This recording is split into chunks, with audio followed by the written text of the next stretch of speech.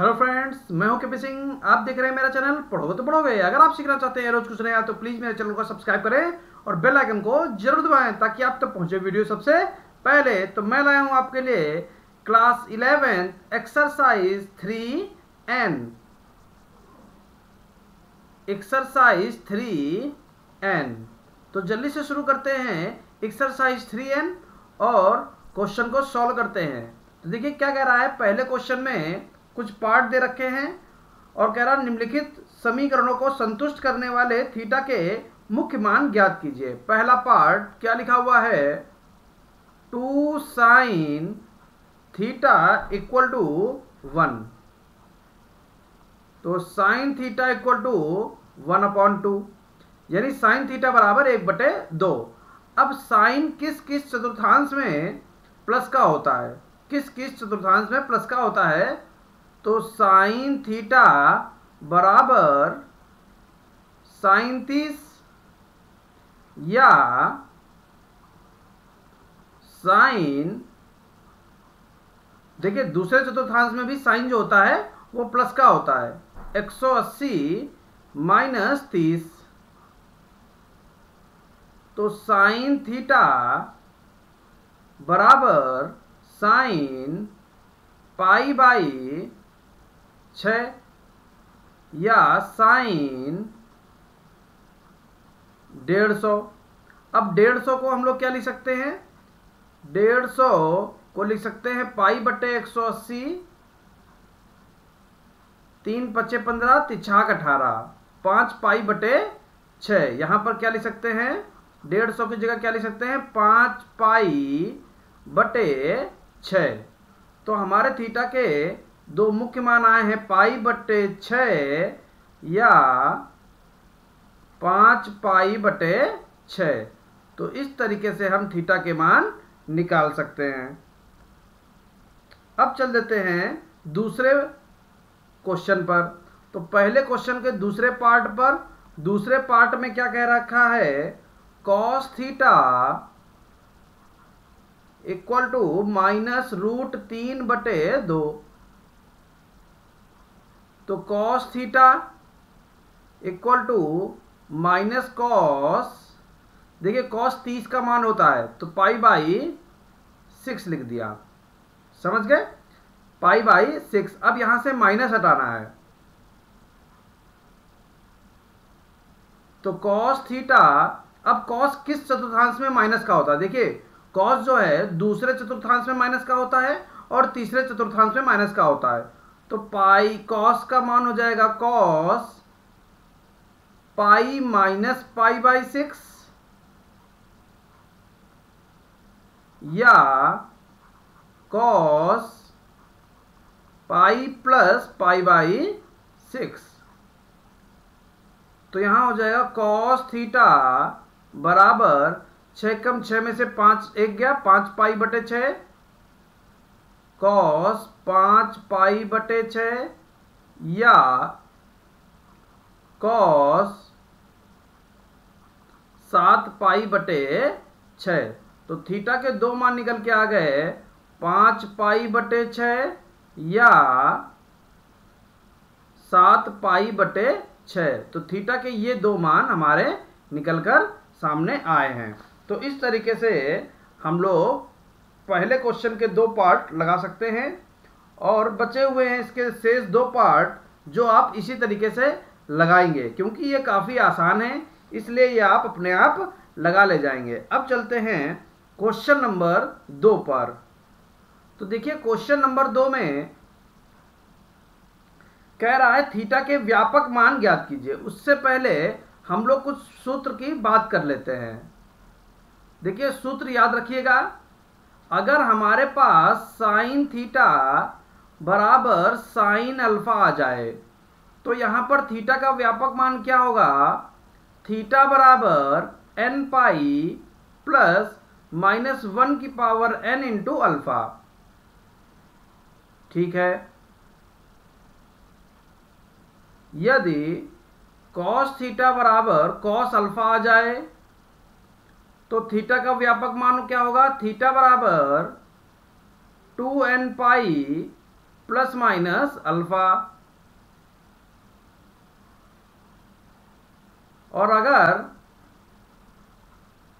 Tan theta बराबर tan alpha आ जाए तो थीटा का व्यापक मान होगा थीटा बराबर एन पाई प्लस अल्फा। तो इस तरीके से ये तीन मान हमको सूत्र याद हो जाएंगे, ठीक है। और लेकिन अगर हमारे पास स्क्वायर में वैल्यू आ जाए, सॉरी स्क्वायर में वैल्यू आ जाए, जैसे sine square theta equal to sine square alpha,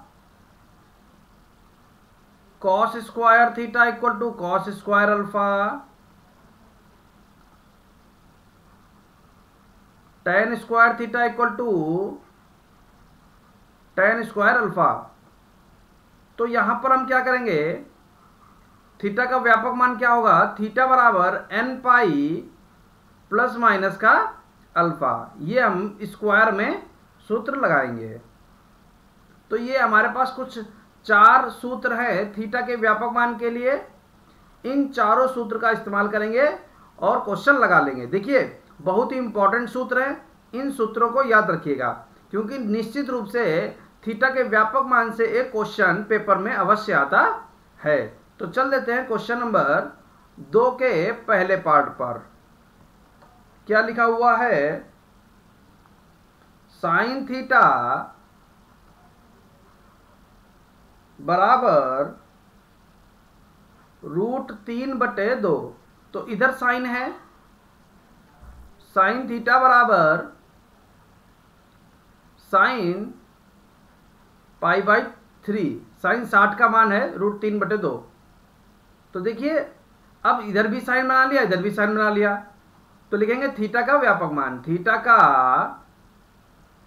व्यापक मान, थीटा का व्यापक मान क्या होगा, थीटा बराबर n pi plus -1n into alpha. Alpha का मान यहां पर कितना है, π/3। तो ये आ गया थीटा का व्यापक मान। तो इस तरीके से हम इसको लगा सकते हैं। तो देखिए ये हम लोगों ने पहला पार्ट लगा लिया, ये ए पार्ट था। अब हम लोग चल देते हैं बी पार्ट पर। बी पार्ट में क्या लिखा हुआ है, कॉट एक्स बराबर माइनस का √3। तो कॉट में हमारे पास कोई फार्मूला नहीं है, तो इसको हम लोग क्या लिख सकते हैं, कॉट को अगर हम लोग यहां लिखेंगे tan x, तो यहां पर क्या हो जाएगा, माइनस का 1/√3, ठीक है। अब यहां लिखेंगे tan x equal to minus का tan 30 π/6। ये tan 30 का मान होता है। अब यहां से माइनस हटाएंगे तो tan x equal to tan, अब देखिए किस चतुर्थांश में tan, किस चतुर्थांश में माइनस होता है tan, तो दूसरे चतुर्थांश में माइनस होता है। दूसरे चतुर्थांश में जाने का रास्ता क्या है, 180 माइनस π/6, ठीक है। अब देखिए 6 कम 6, 6 में से गया 5 π/6। तो tan x equal to tan 5 π/6। तो यहां पर x का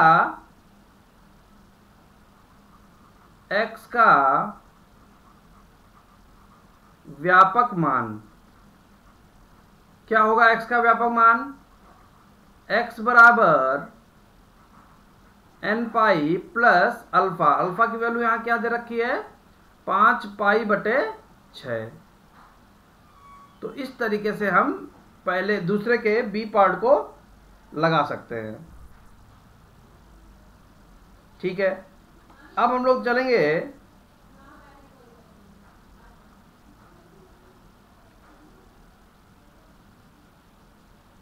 क्वेश्चन नंबर सी पार्ट पर, दूसरे के सी पार्ट पर। सी पार्ट में क्या दे रखा है, कॉस थीटा बराबर √3/2। तो कॉस थीटा बराबर कॉस π/6 अब यहाँ भी कॉस है, यहाँ भी कॉस है, तो थीटा का व्यापक मान, थीटा का व्यापक मान, तो थीटा का व्यापक मान क्या होगा, थीटा बराबर 2n pi plus minus alpha, alpha की वैल्यू यहाँ क्या है पाई बाई 6। तो इस तरीके से सी पार्ट को लगा सकते हैं। देखिए डी पार्ट और ई पार्ट आप अपने आप लगाएंगे तो ज़्यादा बेहतर रहेगा। ई पार्ट में सेक है तो इसको हम लोग कॉस बदल लेंगे, ठीक है। तो चल देते हैं तीसरे क्वेश्चन पर। तीसरे क्वेश्चन में ए पार्ट पर चलते हैं। ए पार्ट क्या लिखा हुआ है, देखिए काफ़ी आसान है, सिर्फ फॉर्मूला याद होना चाहिए। कॉसेक एक्स इक्वल टू -2, तो कॉसेक को हम लोग क्या लिख सकते हैं, साइन एक्स -1/2। अब यहां पर साइन है तो यहां पर भी साइन बना लेंगे, sine x equal to minus sine 30 यानी π/6। अब देखिए माइनस किस चतुर्थांश में होता है, तीसरे चतुर्थांश में होता है, तो इसको तीसरे चतुर्थांश में ले जाएंगे। Sine x equal to sine pi plus π/6, sine x equal to sine 6 × 6 = 7, 7 π/6। तो x का मान कितना आ जाएगा, x का व्यापक मान, x का व्यापक मान क्या होगा, x बराबर n पाई plus -1n into alpha, alpha का मान कितना है 7 π/6। तो इस तरीके से हम तीसरे के ए पार्ट को लगा सकते हैं। अब हम लोग चल देते हैं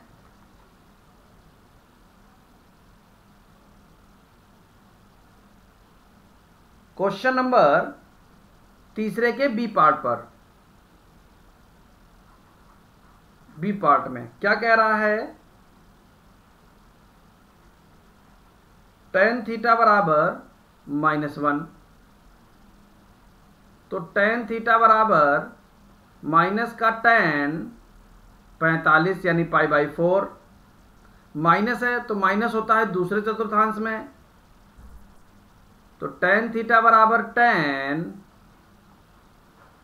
पाई माइनस π/4, तो 4 एकम 4 में से 1 गया 3 π/4, tan थीटा बराबर tan 3 π/4। अब इधर भी tan है इधर भी tan है, थीटा का व्यापक मान लगा दीजिए, थीटा का व्यापक मान, थीटा बराबर n pi plus alpha, alpha की वैल्यू कितनी है 3 π/4। ये आ गया हमारा बी पार्ट। तो इस तरीके से क्वेश्चन नंबर तीसरे के बी पार्ट को लगा सकते हैं। देख लेते हैं डी पार्ट। सी पार्ट आप अपने आप लगाएंगे, डी पार्ट में बता देता हूं क्योंकि कुछ थोड़ा सा अंतर दे रखा है। tan 2 थीटा बराबर 1, तो tan 2 theta equal to tan 45 यानी π/4, तो tan से tan छूट जाएगा तो 2 थीटा बराबर π/4 आएगा, ये थीटा का मान आ जाएगा। लेकिन हमको क्या चाहिए, व्यापक हल चाहिए, तो इधर भी tan है इधर भी tan है, तो क्या लिखेंगे, थीटा का व्यापक मान क्या होगा, 2 थीटा बराबर n pi plus alpha, alpha कितना π/4, तो थीटा बराबर 1/2 ब्रैकेट में n पाई प्लस π/4। तो इस तरीके से हम लोग थीटा का मान हल कर सकते हैं और थीटा का व्यापक मान निकाल सकते हैं। अब चल देते हैं चौथे के ए पार्ट पर, चौथे क्वेश्चन के ए पार्ट पर, चौथे क्वेश्चन के ए पार्ट पर क्या लिखा हुआ है, 4 साइन स्क्वायर थीटा बराबर 3। तो साइन स्क्वायर थीटा बराबर 3/4, गुणे की चीज बटे में आ गई। साइन स्क्वायर थीटा बराबर √3/2 का स्क्वायर, और √3/2 कितने का मान होता है, साइन 60 का मान होता है। यानी कि साइन स्क्वायर थीटा बराबर साइन 60 का मान होता π/3। तो sine square theta equal to sine square π/3। अब देखिए यहां पर भी साइन स्क्वायर है और यहां पर भी साइन स्क्वायर है, तो थीटा का व्यापक मान, थीटा का व्यापक मान, तो थीटा का व्यापक मान क्या हो जाएगा, थीटा बराबर n पाई प्लस माइनस का अल्फा, अल्फा की वैल्यू कितनी है π/3। तो चौथे का ए पार्ट ये है। चल देते हैं बी पार्ट पर। कॉस स्क्वायर थीटा बराबर, कॉस स्क्वायर थीटा बराबर 1/4। तो कॉस स्क्वायर थीटा बराबर 1/2 का स्क्वायर। तो कॉस स्क्वायर थीटा बराबर, देखिए कितने का मान 1/2 है, कॉस 60 का मान, यानी कॉस π/3 का स्क्वायर। कॉस स्क्वायर थीटा बराबर कॉस स्क्वायर π/3। अब यहां पर भी कॉस स्क्वायर है, यहां पर भी कॉस स्क्वायर है, तो स्क्वायर में फॉर्मूला बदलता नहीं है, वही मान आ जाएगा। थीटा का व्यापक मान क्या हो जाएगा, थीटा बराबर n पाई प्लस माइनस का अल्फा, अल्फा की वैल्यू कितनी है π/3। तो इस तरीके से बी पार्ट को भी हम लोग लगा सकते हैं। अब देखिए सी पार्ट आप अपने आप लगाइए, बिल्कुल आसान है। डी पार्ट भी आप लगा ले जाएंगे। हम लोग चलते हैं क्वेश्चन नंबर 5 पर, और 5वें का पहला पार्ट, क्वेश्चन नंबर 5 का ए। क्या लिखा हुआ है, tan थीटा बराबर cot थीटा। तो tan थीटा बराबर 1/tan थीटा। तो tan स्क्वायर थीटा बराबर 1, ठीक है, बटे की चीज गुणे में। तो tan स्क्वायर थीटा बराबर 1 का स्क्वायर। tan स्क्वायर थीटा बराबर tan π/4 का स्क्वायर। तो tan स्क्वायर थीटा बराबर tan स्क्वायर π/4 थीटा का व्यापक मान। तो थीटा का व्यापक मान क्या हो जाएगा, थीटा बराबर n pi plus minus alpha, alpha की वैल्यू कितनी है π/4। तो इस तरीके से हम लोग पहला पार्ट ए पार्ट लगा सकते हैं। चल देते हैं बी पार्ट पर, उसको भी यहीं लगा लेते हैं, 5वें के बी पार्ट को। क्या लिखा हुआ है, 2 cot स्क्वायर थीटा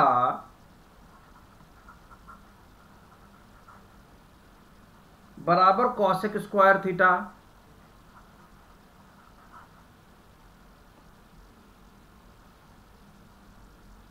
तो देखिए 2